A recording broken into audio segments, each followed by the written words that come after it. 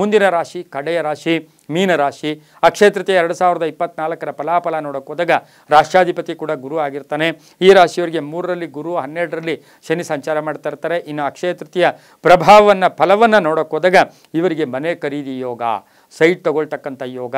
ಈಗ ಏನಾಗಿರುತ್ತೆ, ಸ್ವಲ್ಪ ಏನೋ ನಿರಾಸೆ ಇತ್ತು, ಅದೆಲ್ಲವೂ ಕೂಡ ಮುಕ್ತರಾಗ್ತೀರಾ. ಕೆಲಸದಲ್ಲಿ ಶುಭ ಆಗ್ತಕ್ಕಂಥದ್ದು, ವ್ಯಾಪಾರಸ್ಥರಿಗೆ ಶುಭ ಆಗ್ತಕ್ಕಂಥ ಯೋಗ.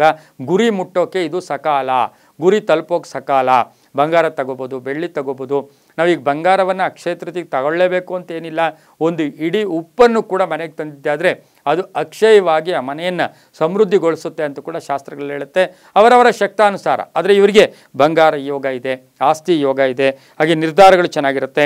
ಅಗೋಚರ ವ್ಯಕ್ತಿಗಳಿಂದ ಸಹಾಯ ಸಿಗ್ತಕ್ಕಂಥದ್ದು, ಹಾಗೆಯೇ ಅಪರಿಚಿತರಿಂದ ಸಹಾಯ ಸಿಗ್ತಕ್ಕಂಥದ್ದು, ಬಂಧು ಮಿತ್ರರ ಜೊತೆ ಒಳ್ಳೆ ಬಾಂಧವ್ಯ ಇರತಕ್ಕಂಥದ್ದು, ಹೊಸ ವ್ಯಾಪಾರಕ್ಕೆ ಪ್ರಯತ್ನ ಪಡ್ತಕ್ಕಂಥ ಯೋಗ, ರೈತರಿಗೆ ಶುಭ ಆಗ್ತಕ್ಕಂಥದ್ದು, ಭೂಮಿಯಿಂದ ಲಾಭ ಆಗ್ತಕ್ಕಂಥದ್ದು, ಹೊಸದಾಗಿ ರಾಜಕಾರಣಕ್ಕೆ ಪ್ರವೇಶ ಮಾಡ್ತಕ್ಕಂಥ ಯೋಗ ಕೂಡ ಇರುತ್ತೆ.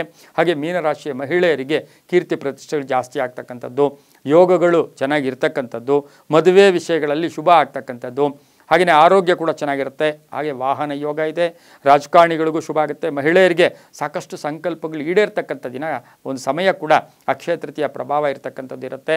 ವಾಹನ ಯೋಗ, ಆರೋಗ್ಯ, ಸಣ್ಣ ಪುಟ್ಟ ಆರೋಗ್ಯ ಸಮಸ್ಯೆಗಳು ಬಂದರೂ ಕೂಡ ಏನು ತೊಂದರೆ ಕೂಡ ಆಗೋದಿಲ್ಲ. ಅಗೋಚರವಾಗಿ ಹಣ ಬರ್ತಕ್ಕಂಥದ್ದು, ಕಾರ್ಯಸಿದ್ಧಿ ಆಗ್ತಕ್ಕಂಥ ಸಮಯ ಕೂಡ ಇದಾಗಿರುತ್ತೆ. ತುಂಬಾ ಒಳ್ಳೆಯದಾಗ್ತಕ್ಕಂಥ ಕಾಲ ಸಹ ಮೀನರಾಶಿಯವರಿಗಿರುತ್ತೆ. ಕೋಪತಾಪಗಳು ಬೇಡ, ಆವೇಶ ಬೇಡ. ಯಾವುದೇ ವಿಷಯವನ್ನು ಸ್ವಲ್ಪ ಕೋಪ ಬಂದರೆ ಆಚೆಗೊಟ್ಟೋಗ್ಬಿಡಿ. ಯಾರನ್ನೋ ಊಹೆಗಳನ್ನು ಮಾಡ್ಕೋಬೇಡಿ, ಯಾರನ್ನೋ ಕಂಪೇರ್ ಮಾಡ್ಕೊಳ್ಳಬೇಡಿ, ಅದರಿಂದ ತೊಂದರೆ ಕೂಡ ಆಗುತ್ತೆ. ಪೂರ್ವ ಮತ್ತು ದಕ್ಷಿಣ ದಿಕ್ಕಿನ ಪ್ರಯಾಣಗಳು ಶುಭಕರವಾಗಿರುತ್ತೆ. ಹಳದಿ ಬಣ್ಣವನ್ನು ಉಪಯೋಗಿಸ್ಕೊಳ್ಳಿ. ಓಂ ಅಷ್ಟಮಹಾಲಕ್ಷ್ಮೀ ನಮಃ, ಓಂ ಅಷ್ಟಮಹಾಲಕ್ಷ್ಮೀ ನಮಃ ಈ ಮಂತ್ರವನ್ನು ಜಪ ಮಾಡ್ಕೊಳ್ಳಿ. 5 ಮತ್ತು 3 ತಮ್ಮ ಅದೃಷ್ಟದ ಸಂಖ್ಯೆಗಳಾಗಿರುತ್ತೆ.